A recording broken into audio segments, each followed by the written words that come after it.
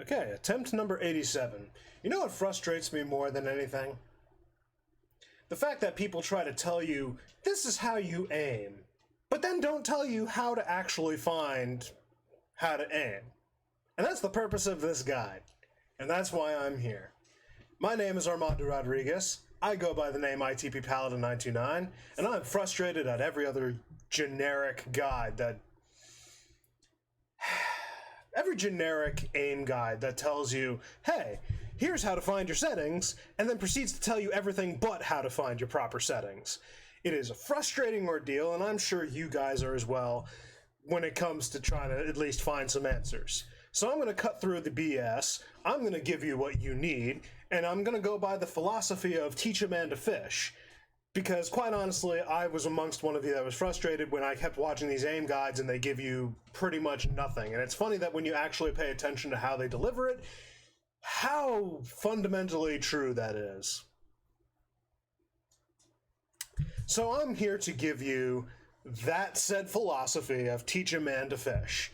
I'm going to teach you from the bare bones. This is not going to be a short video, so you have your warning. You have been warned. This is going to go in depth to all the settings. I will try to keep it shorter than the longer, but I will go over what you need. So no more of the extra stuff. Let's just get into it. I am tired of doing this intro over and over again, and I'm tired of doing the other actual video over and over again. So let's actually get through this. Stick around. You're going to need this.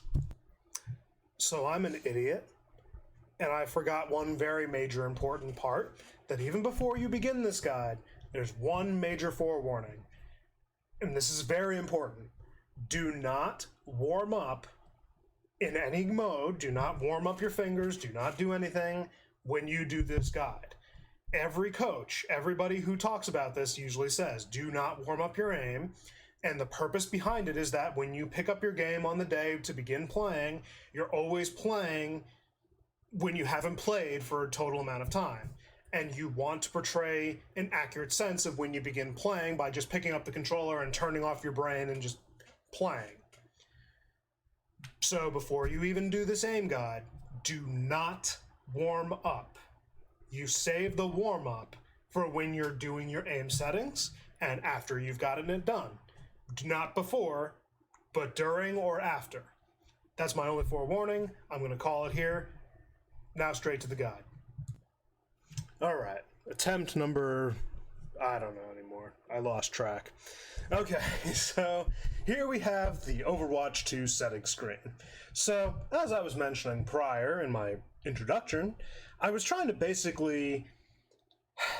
I've been working on this guide for a long time. This is not the first time I've been addressing this. This is not something that I just decided to pick up nitty-gritty. This is not something I just, randomly decided one day to do.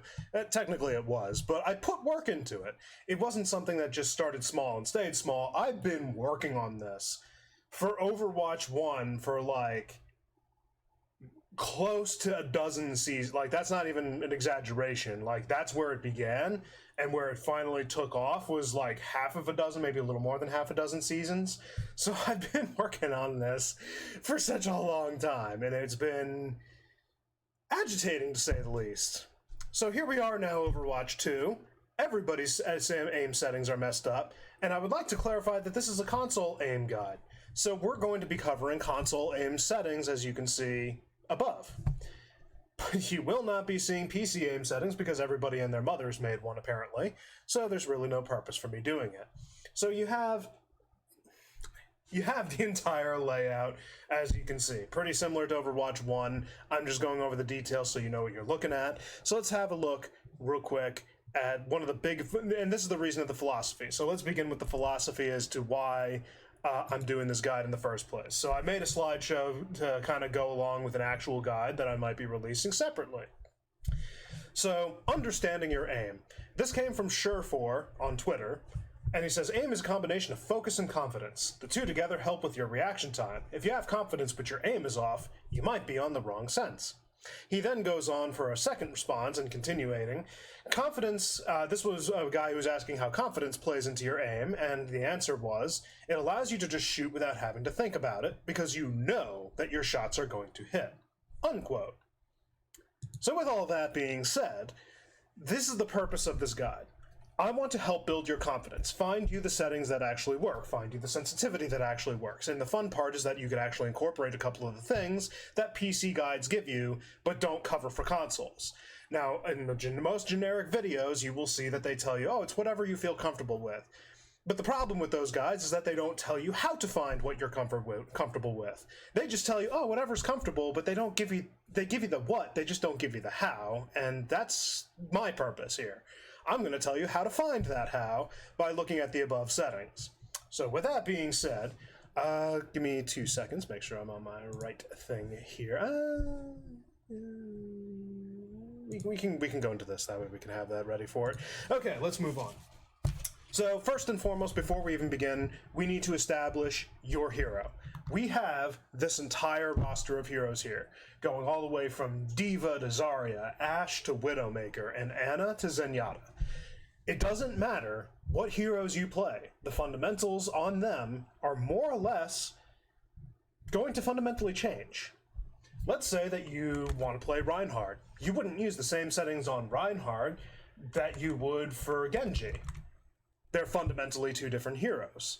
One is more or less unmobile, although he does have a couple of abilities that do help him get a little mobile. And then Genji is just completely mobile.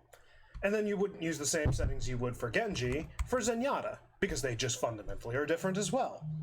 But you still wouldn't use the same settings for Zenyatta that you would for Reinhardt, because they're still different. You see, the thing is that your settings are going to differ. And there's a couple of settings that you can mix, and I will go into those in detail when I do a breakdown. But the thing is that before you even start talking about your aim, you have to know what it is you're playing. So a word of advice, coming from someone who's trying to better himself in both the game as a player and trying to grow as a coach, maybe an off coach. But the thing is that you have to understand what heroes you're playing. So create a tiny little hero pool, as it were, and know what heroes it is that you're playing so that you can furthermore get the primary aim settings for them, as you can see. So I am a DPS player personally, but I do have my pools for tank and for support, but I'm not going to talk about those two. I'm going to put the primary application is that my heroes are Ashe.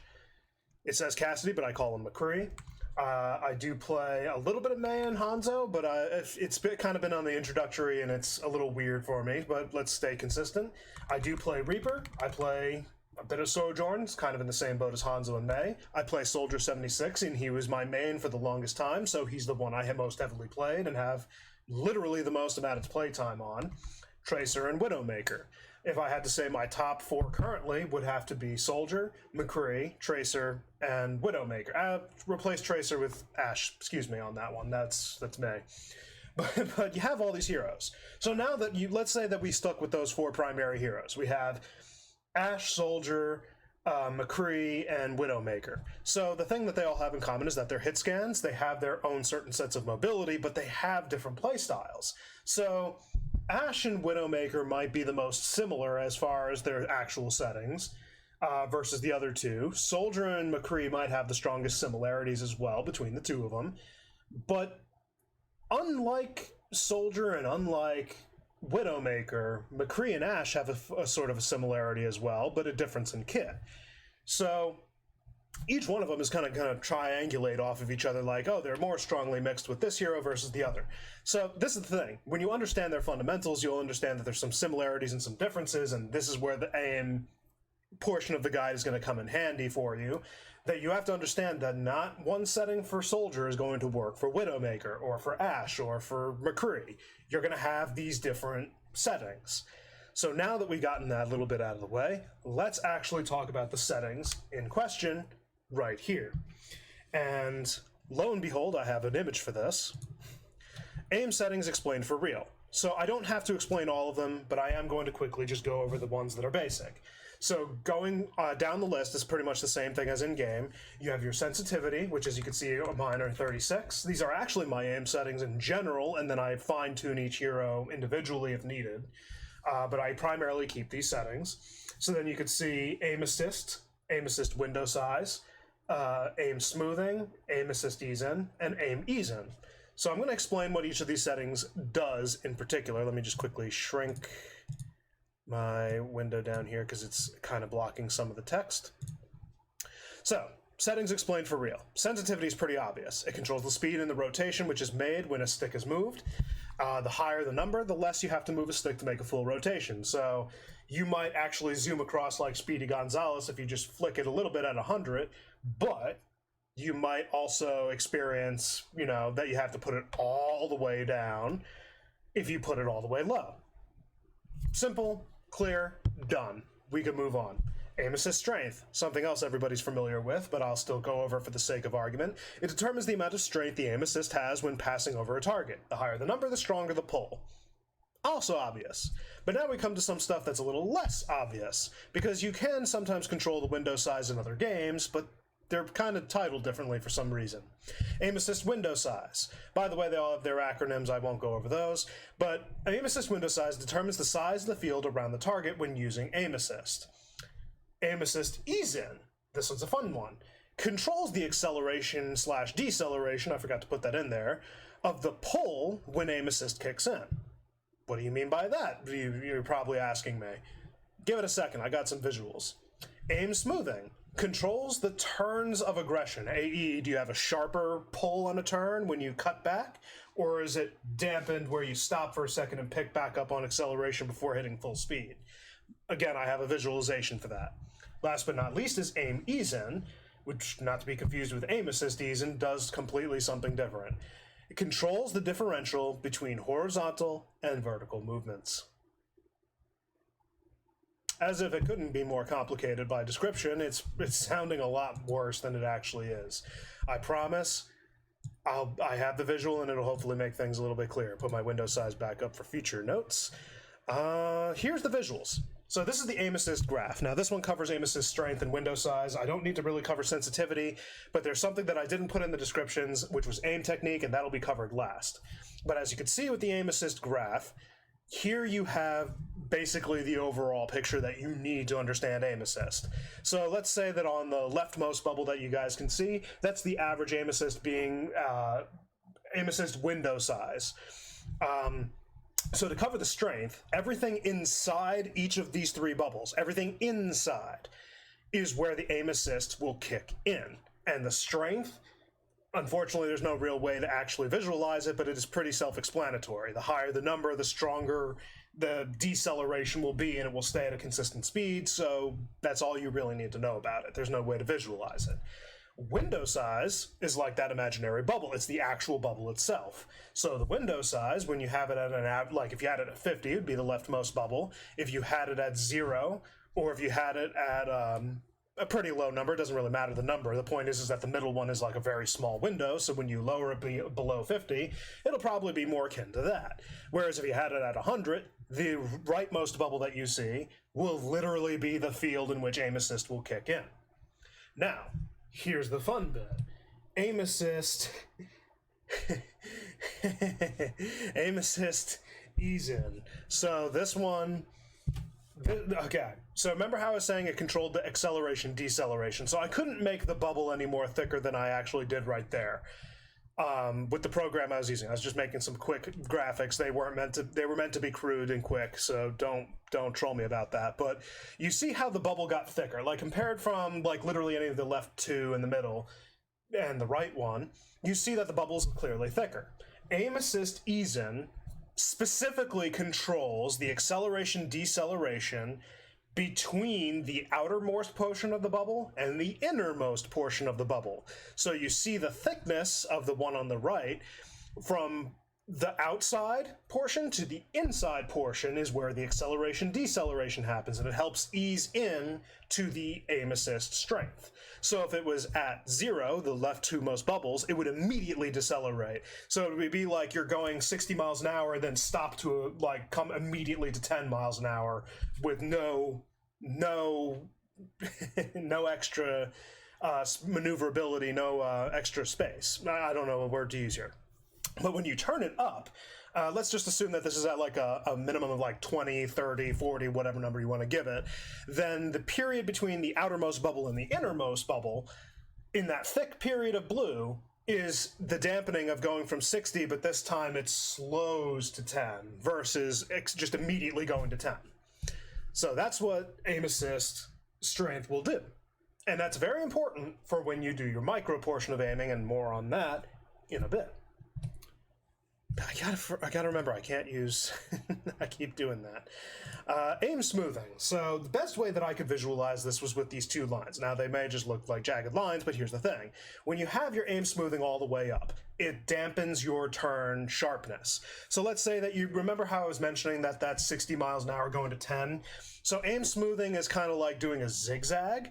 As you can see, like when you go left to right on your stick, when you have it on, it'll come immediately, or it'll dampen to a stop and then accelerate the opposite direction, picking up from like, oh, you're going 60, 60, 60, stop, 10, 20, 30, 40, 50, 60, and then you pick back up.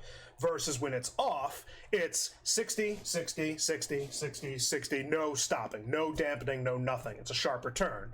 Doesn't always equal the best aim, but it does mean that you will be able to cut back a little bit quicker and keep up with certain targets. More on that later. Lastly, aim ease in before I hit aim technique, which has its own image.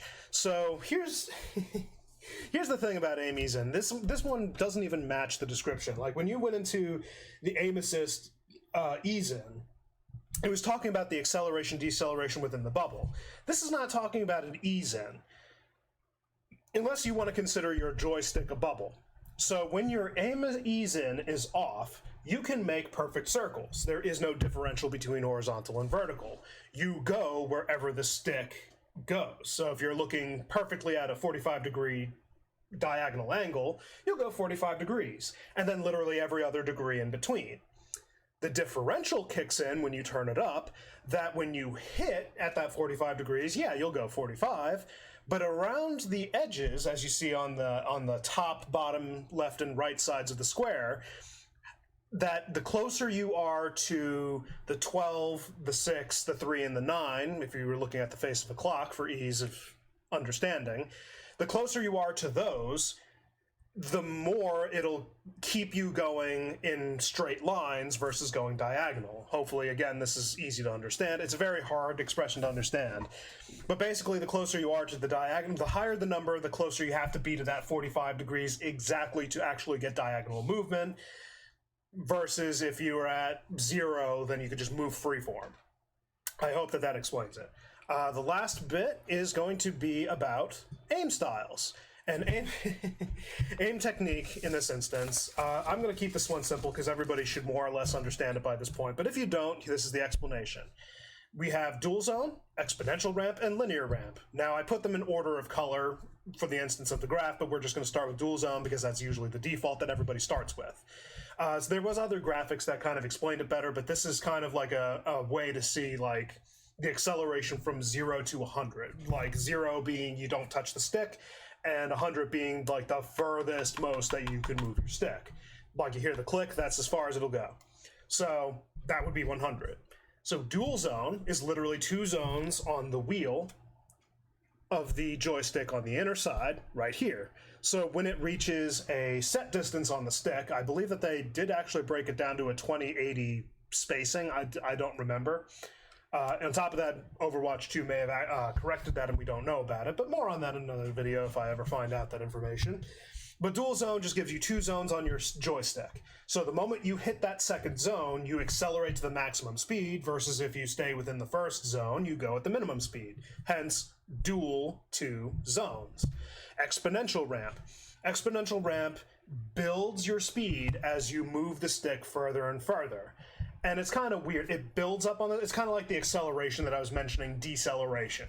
So when you're picking up, it goes into that like bow kind of look that you see on the screen. So the further you move your stick, the more it accelerates little by little, little by little, little by little, until you finally hit 100. Then finally, linear ramp, which is closest to exponential ramp, is literally just 1 zone for everything, and wherever your stick is where the movement goes. So in other words, if you move it at 50, it moves at 50. If you move it to 80, it moves at 80. It doesn't build, it just immediately goes. It's kind of like how smoothing works, that instead of, building or accelerating or going from... Here's a better way to explain it. It's like 0 to 100. On exponential ramp, you build build, so you accelerate over the course of whatever amount of time it takes to get to 100, versus linear ramp where it just immediately guns off at 100. So that's the easiest way that I could actually explain it. All right, now that we got that all done, we finally move on to okay, now we're moving on to the big boy stuff. Let me quickly get to that slide. I didn't want to. Oh wait, no, it's already there. I'm an idiot. All right, so this is actually the last thing. So when I was making these settings, I figured out that the best way to honestly break this down for ease of understanding. This is for everybody, so that it's so easy that a church mouse can get it. Probably a very bad comparison, but the point stands that a zucchini can understand this. So here we have the division between macro aiming and micro aiming. Here's my breakdown. In macro aim is just to be able to, and I have a script right here so I don't have to go between two screens. Macro aim is just being able to generally acquire the target while not actually trying to aim dead center. And I have a visual for this in a moment. You just have to keep the target on your screen. And then the micro aim portion is for the finer detail aiming, where you make the effort to either keep the reticle on target or lead a moving target, depending on your hero, as I mentioned before, but more on that, when you pick your heroes. And this would be the image that I would share. So as you can see from the top image, this is within the game. So you'll see what I mean when I pull up the practice range, which I will mention literally after I explain this.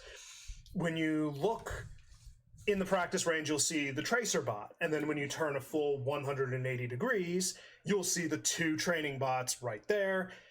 And is right outside the entrance of the actual practice range. And you'll see the visual in it when I get there. So the macro aiming would be like the middlemost description, where if Tracer hypothetically were to move and go to the right side of the bot, you would follow her as she moves and keep a sight on her, but you're not keeping the reticle on her. You could see her within your entire field, and if she stops, you could stop anywhere on that screen, and she could literally be anywhere, but you still see her. That's the important detail. Just touched my mic. The micro aiming, so that above was macro aiming.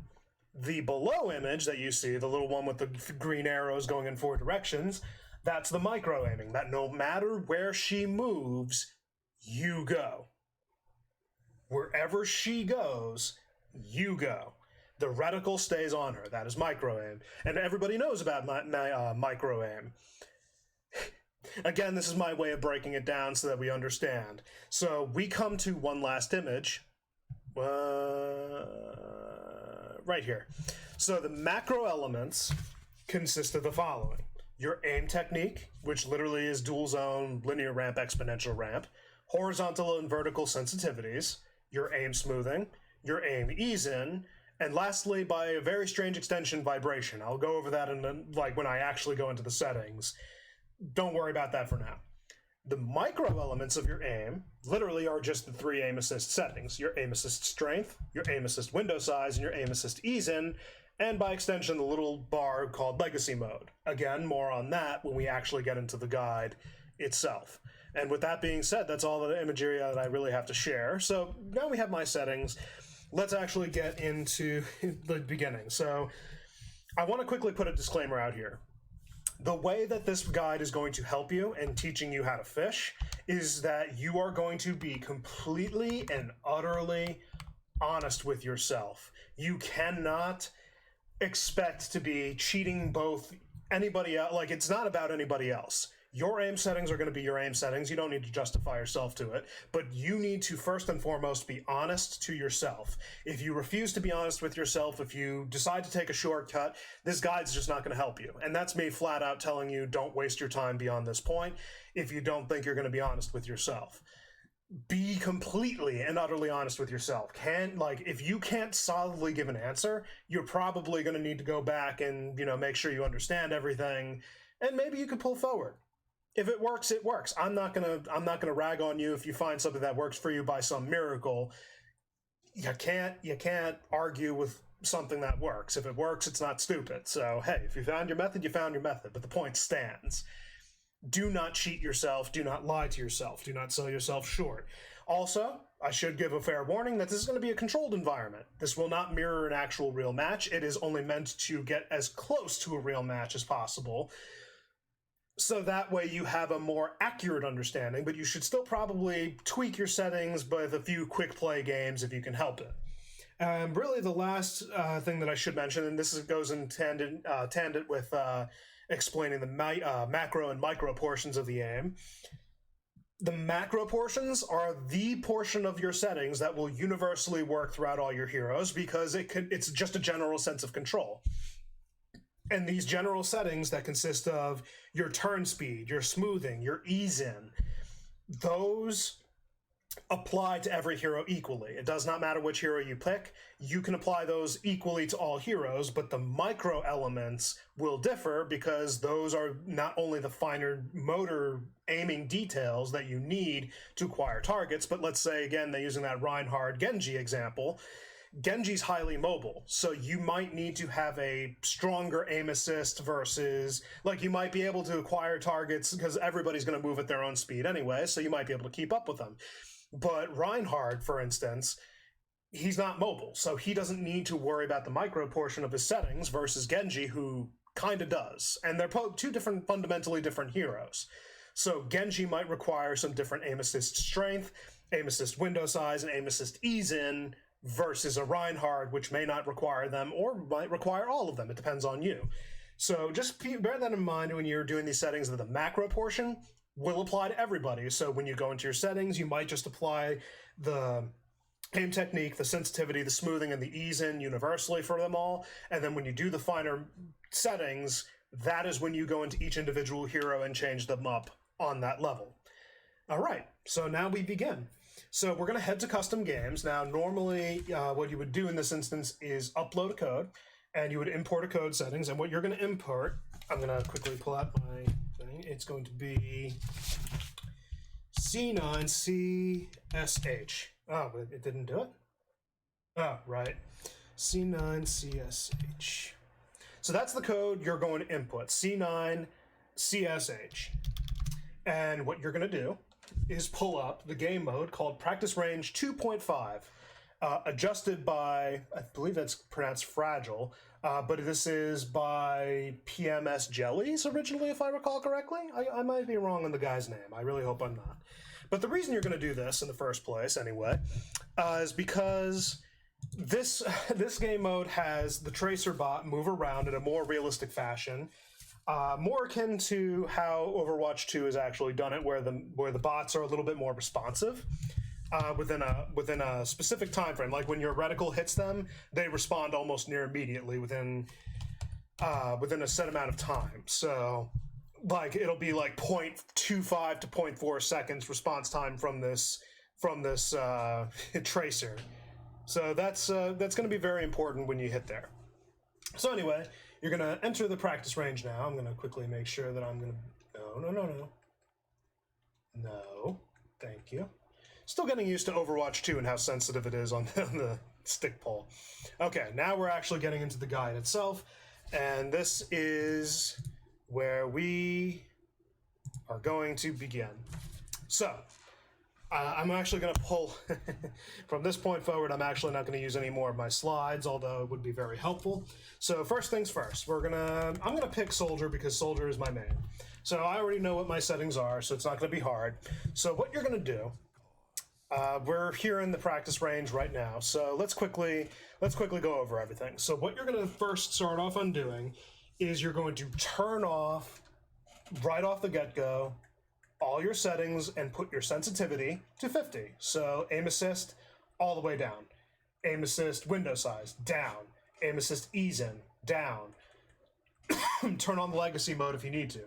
Select your aim technique now and see what you're comfortable with. Now, I chose linear ramp, so what you would do in this instance is that, since nothing's obviously grabbing onto any of the enemies, just make sure that you're able to control it. Wiggle the stick back and forth, jump around, just make sure you're able to keep control and pay attention to what's on your screen and whether or not you're able to process it. Now, the reason that you're doing all this, again, is for a general sense of control. So if you have no control here, don't bother continuing. If you have no control here, you will not have control for the rest of it. So now that you've gotten control, you see that we're, again, inside the room. So I have control because the sensitivity's at 50. What you're going to do is this little staircase up here. As you can see, the outside area here, and then up the stairs. You're going to come here, and the reason you're going to come here is because it doesn't matter where you look. There is nothing that can grab your aim assist. God forbid it somehow pulls for some stupid reason, but it's out of the sight of every other bot. So what you're now going to do, I would suggest that you pick like the line on the wall here or here. Doesn't matter where you stand. The point is that you're going to want to stand, and this is to account for your hardware. So I have a normal Xbox One controller and my Elite 2 Xbox controller. This is the one that I use. So the Xbox Elite differs because the thumbstick is a little bit more sensitive and a little bit smoother on the rotation. And then also I have this attachment, the longer stick. Like if we take a look at this one, it's very short. And then we take a look at this one, it's a little bit longer. So I have the longer attachment for my rightmost stick so that my precise aim can stay precise. And I can have greater control, range of control, than I would with the shorter stick. And the shorter stick might throw me for a loop, but it's like it's harder to get a finer aim sense.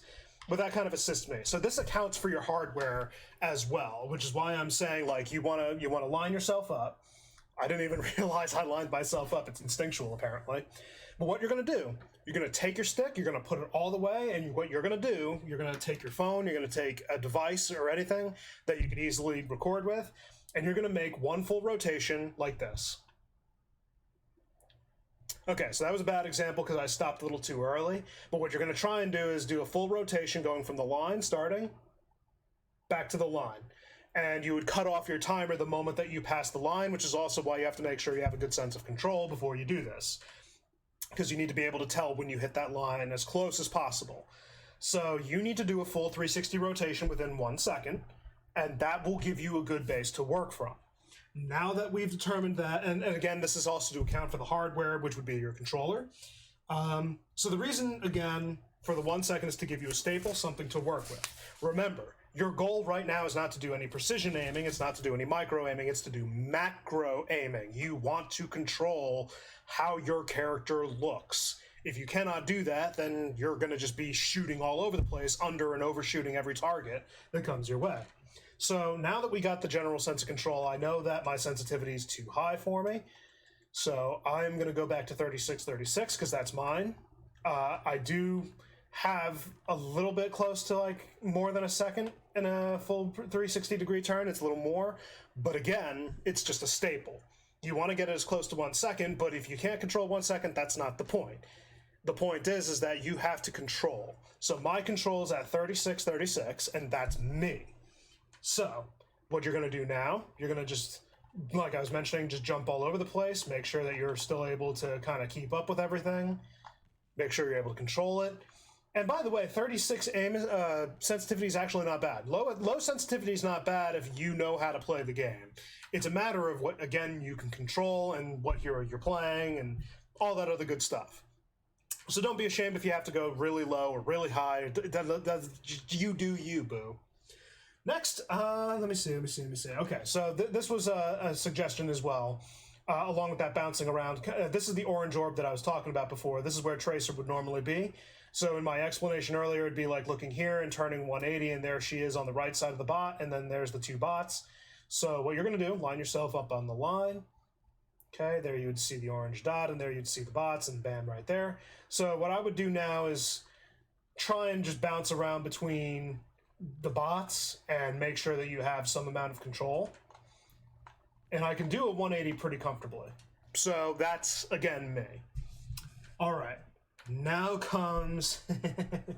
so now comes the actual fun part. Now, if you're going to do a sniper hero that has the zoom sense as well, it changes the speed drastically in scoped and unscoped, so this would be the time that you would most likely want to try and set it. We'll use Ash for ease of access. I have her, supposedly, for a 1-to-1 movement of her scope, and which is what we would recommend anyway, so that you don't feel too different, I would put, because console settings for some odd reason don't let you fine or tune it, they just let you go by percentage versus the finer percentage. So it was supposed to be like 51.47 was supposed to be her 1-for-1 movement on hers. And then Widowmaker and Anna share a universal setting of 37.9. So you would round to the closest percentage. In this instance, it was 52, rounding up. Hear my baby. Oh my God. And then you would have 38% for Widow and Anna. So keep those on there if you want to do 1-for-1, but again, that would be the staple to where you start, and just change it. But be aware it does not apply to the same rules. If you're going to be doing your AIM heroes, like Ash, Anna, Widowmaker, then they're not going to be able to get the same turn speed or radius within a set amount of time. Yes, it would do 1-for-1, but it's still... You'll see what I mean in just a second. Let's get Widowmaker here. Versus...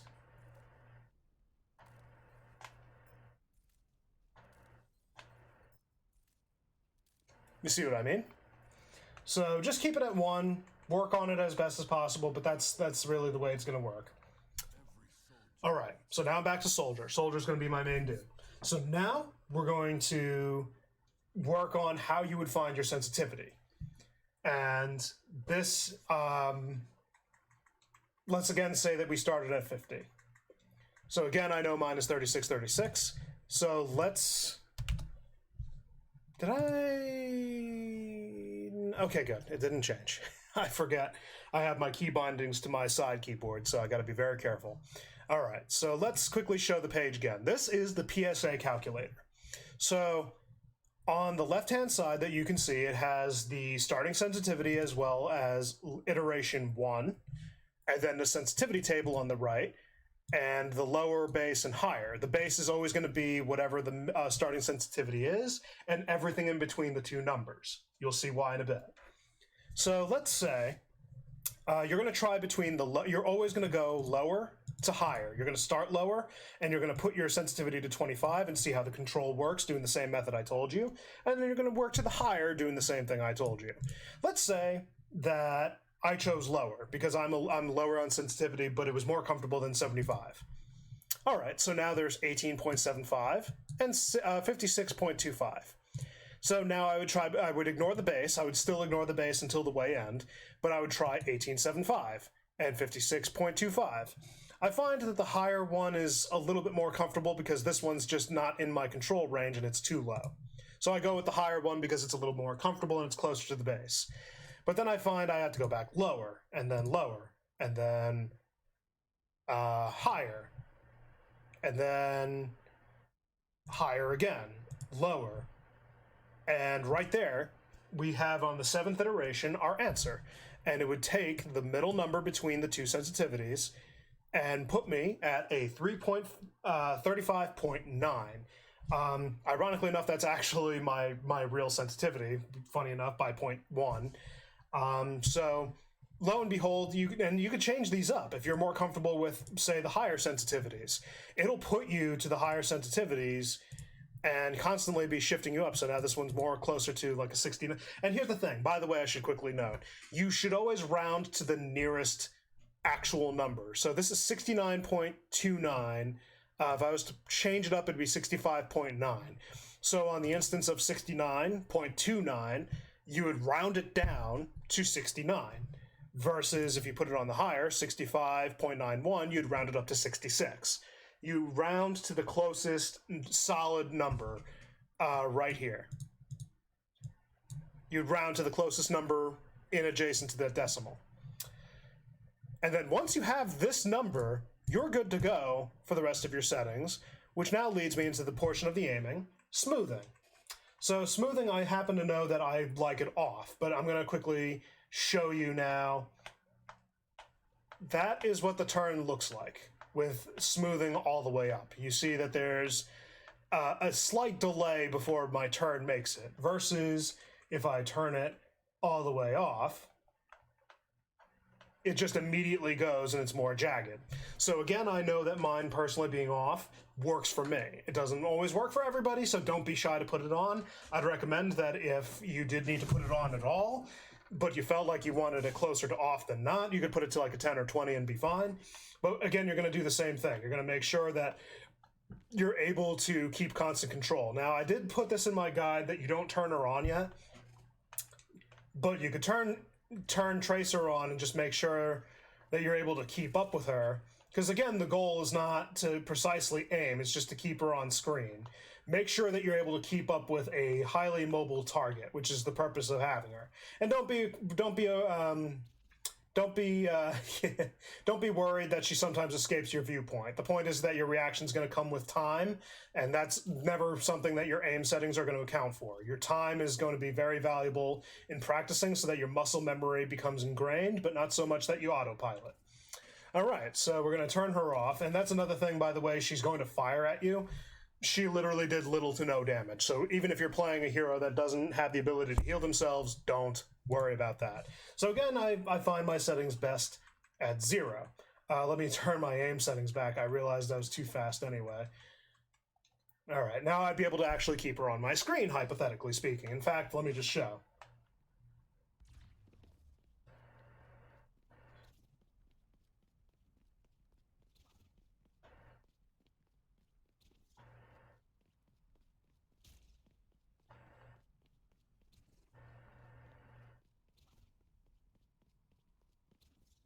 See how much of an improvement that is?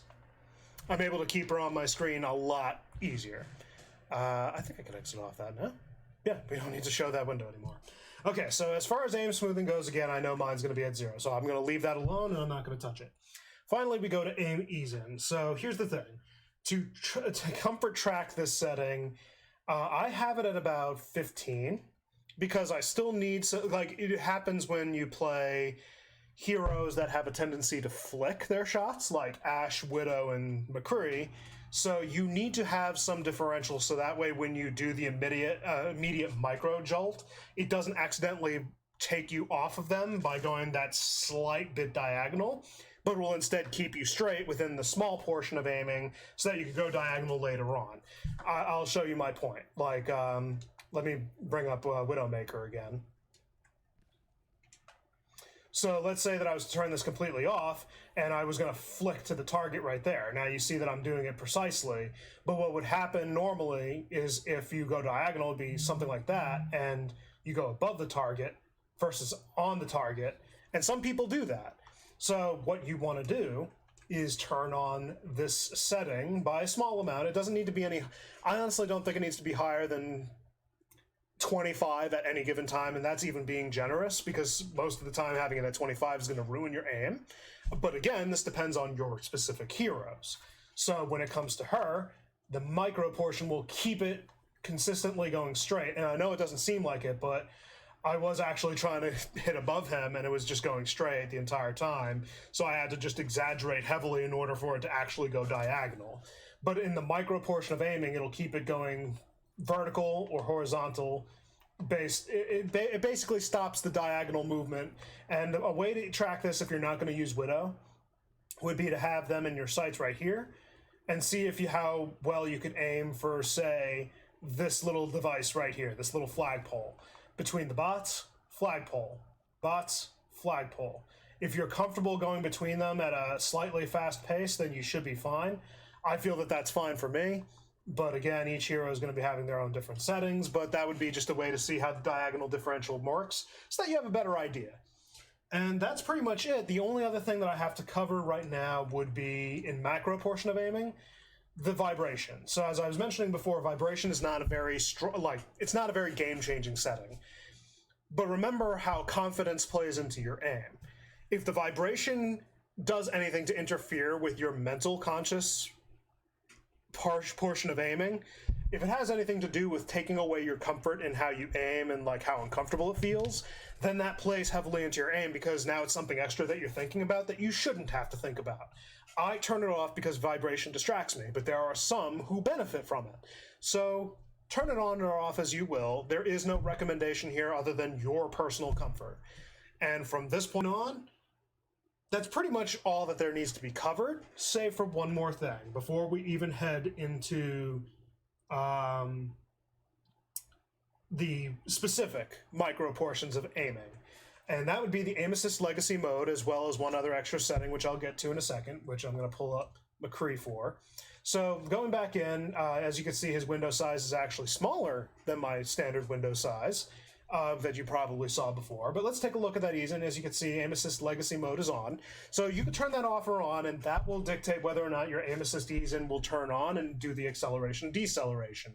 I found to keep it consistent is just to keep it off and keep that acceleration deceleration just off, so that way it immediately comes to a halt with the aim assist strength, instead of having to jumble between that. Now, it might help with your micro portion of aiming depending on your hero. Some heroes benefit from it, but in this instance, you don't need to actually worry about that too heavily.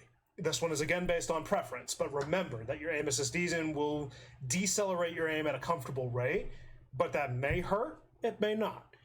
But now that you know what it does, you can experiment with it how you see fit, and quite truthfully, it doesn't benefit me, so I'm not gonna cover it right now because all I'm covering is the mode being turned on or off itself. But I'll get to that in a bit. But now we come to another setting, and this one's not covered in the macro portions because it's hero specific. But the reason we're doing it now is because this will have to do with their micro portion of settings, and it is under the recoil, recovery, aim compensation. So let's get out McCree for a second. So I'm going to show what it looks like off. You see the recoil that he has. He goes up. Whereas if I turned it on, it dampens the kickback. So we're going to go... Oh, not Bastion. So we're going to go back and turn that off because I want... Here's the thing. You got to have control, and all my settings are not on anyway, so it doesn't matter. But you want to have control is kind of the point. So if you don't have control over your character, you're going to really just hurt yourself in the long run. So I choose to turn it off because it means that I can anticipate the recoil and work from that. It's a predictable movement. So if you need to turn it off for your heroes, now's the time to do it. All right, now we begin with the aim assist strength. So this one's pretty straightforward. Usually the recommendation that I've seen from different people is to have it on either 100 solid or to put it on something like 85 or 75 or even 70. Have it high. And the reason you want to have it high for their particular for what they were explaining is just so that way it locks onto the targets the best way possible and gives you the strongest sense of aim. That's not highly accurate. Some people actually thrive off of having zero aim. But here's the thing I'm going to tell you. It doesn't matter what your aim assist strength is. You could always go back to that and change it. What's really important is the aim assist window size. Now, this is going to be the thing that will make or break your actual aim, because your aim assist window size controls when your aim assist kicks in, and if it's too small or too big, it'll help you. Like if I was trying to track this bot, it'll either undershoot or it'll overshoot. And the thing is, you have to pay attention to these details. So let's take a look at Tracer again. Hope that... Okay, so you see that I'm keeping her mostly with my reticle now? Now you can see like it's not perfect.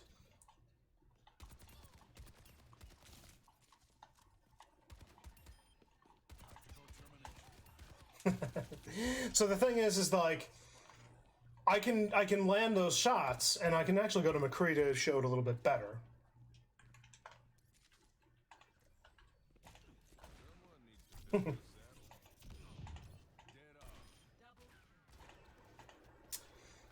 Wow, something feels off.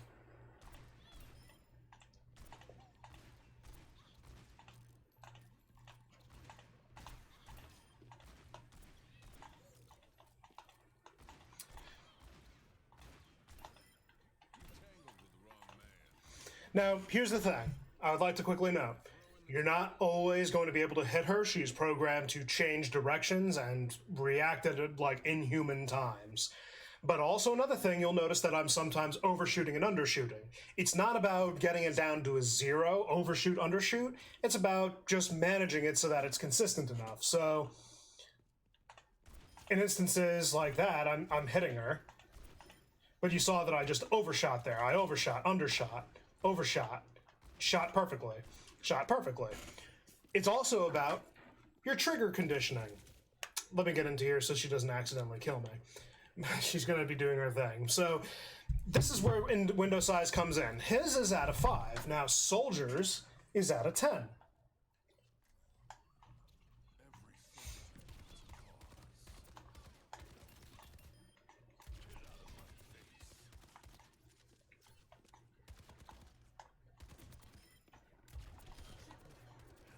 Oh.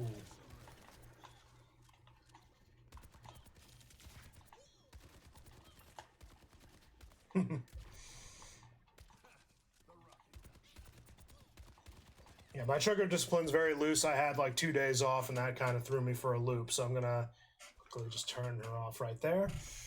So the point still stands is that your aim's window size is going to be controlled. So what you're going to want to do for finding this setting is to basically toy with it. I would suggest starting it at like a 50 and working its way up or down based upon how often you're you have to pay attention to the detail of overshooting your target. So like, again, like I mean for the left bot, overshot, overshoot, overshoot, overshoot, overshoot, overshoot, and undershoot, undershoot, undershoot, undershoot, undershoot. Pay attention to which one you're doing so that you know which one to fix. If you're undershooting, your aim assist strength window size might be too big. If you are if you're overshooting, it might be too weak. Let me clarify that again. I think I had a stroke. If you're undershooting, your aim assist window size might be too big. If you're overshooting, you might be too small, so you need to increase its size. Again, this is the make or break portion. Now, the aim assist strength, if either way is not fixing it on the aim assist window size, then touch up on the aim assist strength, turn it up and turn it back to the base default at 50 and go from there. Work your ways in increments of 10 and just see which one works, and then fine tune it when you finally find like one might be too weak and one might be too strong when you have a solid number. Last instance is going to be the aim assist ease in. Now, this is the one that I can't really talk about because it's off from me, but let's say that hypothetically we were to turn it off and now we have aim assist ease in at our disposal. So my recommendation is that you don't really need to have it too big. The deceleration period can remain small. I would recommend anything between 10, 20, or even if a stretch, 30. You don't really need to have it high unless all your settings are at maximum. But I would recommend keeping it at like a 10 or a 20. Like, you don't need to put this high. You don't need to. And in fact, maybe even saying 50 would be a stretch, but I understand that some people probably do need that. Keep it at 50. Just experiment with it. The same thing, increments of 10. If one seems like it's hurting your aim, go down by 10, go up by 10, wherever it feels like it needs it, and just move on with it and keep experimenting. And that's pretty much it for the aim settings. There's really not anything else to cover. So at the end of the day, your aim should vastly improve now that you understand the settings, because now you'll know what to fix when you know what to look for. So I'll quickly give one very brief overview. Aim sensitivity is your speed. If you cannot control your character, you should probably look to changing that setting first, because if you're looking around but you can't pay attention to any of the surroundings or have a clear picture in your mental capacity to process everything on screen, then you might be too high. Also, as you mentioned before, if you're confident in your aim but you're still missing your shots, you might be on the wrong sensitivity. It's not a problem to have low sensitivity. So just go until you're comfortable. That's the primary thing. When you're comfortable, you're confident. And you're going to be naturally confident when you're comfortable, so it's literally going to equal itself out and you're going to have your answer. Aim smoothing. The sharpness of your turns. If you find that when you're let's say this one would be the instance of what you look for. So let's say that she does her blink and you can't catch up with her immediately. If your aim smoothing is too high and you find you're having trouble keeping up with her every time she blinks off your screen, then your aim smoothing might be too high and you need to lower it. Same problem if it goes in reverse, is that if you're overshooting her and keeping up with her so well that you actually overshoot her. Kind of a weird way of describing it, but you might need to increase your aim smoothing a tad bit. Aim ease in. Now that's the differential between your horizontal and vertical movement. I just combined the two words right there. So if you're having trouble hitting a target, like again, It keeps the vertical in line, so keep it small. If you need to put it up, don't put it too high.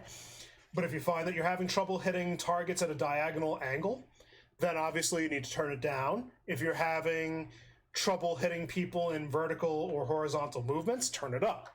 Pretty simple. Lastly, turning vibration, user's choice. Same thing with aim assist legacy mode. Aim assist strength. If you find that, again, that setting really doesn't have a lot of practicality to it to change a setting in particular, other than the fact of when you control window size, you'll see when that becomes a problem. So window size, to cover that one, covers the exact area in which your aim assist kicks in. So if you find that you're undershooting your targets, you might need to decrease your aim assist window size, or even your aim assist strength if you're comfortable with the size and something just seems a little weird that you can't explain. That's how I've been able to justify it so far. Whereas if you're overshooting your target, you may need to increase your window size and or strength. They work hand in hand, but it's the window size that will primarily be controlled, and that's the one I recommend you go to. And last but not least, aim assist ease in, which is the acceleration deceleration of the actual bubble itself before it hits the target. And for that, again, I recommend that you keep it off so it stays consistent, but if you need to turn it on, just experiment with it in increments of 10, and you'll know that it'll interfere because you'll hit your target eventually, and you'll stay on target, but you won't hit when you think you're going to hit. So it's like I did the flick. I'm overshooting my target right now. I wasn't paying attention, but the point is, like, if you find yourself shooting before you hit your target, that might be that your aim assist ease in is kicking in and slowing you down before you initially think you're going to hit. And with that being said, that pretty much covers all the settings. As I was mentioning before, this purpose of this guide was to give you the tools necessary to help better your aim. And by the end of it, your aim should definitely be looking a little something easier to control. Getting more headshots, getting more flicks, getting more everything. Ooh. And you'll have a lot more time hitting your targets, actually getting kills than... I think it stops at quintuple. But with all that being said, I don't think I'm not showing off, by the way. I literally haven't played all week, and I was just trying to warm up my aim, so... Remember also that it is important to warm up your aim, and in this instance, you should do this when you're not warmed up. That's another warning I'm going to put at the beginning, and as a disclaimer, I'm probably going to put like a small voiceover or whatnot. But do this when you're not warmed up, so that way, because here's the thing, every aim setting tutorial is going to tell you, don't do this while you're warmed up, because you want to do it when you could just pick up the game and get going, which is normally the circumstance of which you start playing. You want to be comfortable, and then it's all a matter of practice from that point on. You build from the base and you work your way up. So start from when you're not warmed up and move on that way. And that's pretty much it to this guide. I got nothing more to add. I'm glad that I would be able to help you guys out on this one, and I really hope that this helps you find your... They do. But I hope this helps you find your aim settings, and I hope this helps you perfect your thing. Just remember, it is all about what you can do for, like, this is honestly about what you do for yourself and remaining honest with yourself. So as long as you do, this aim set guide should definitely be helping you in ways you can't imagine. So with that being said, I'm going to call it here. Thank you guys sincerely for watching, and I hope that you found this guide useful again, and I will see you next time on stream when I'm on Glimish. You guys have a good night.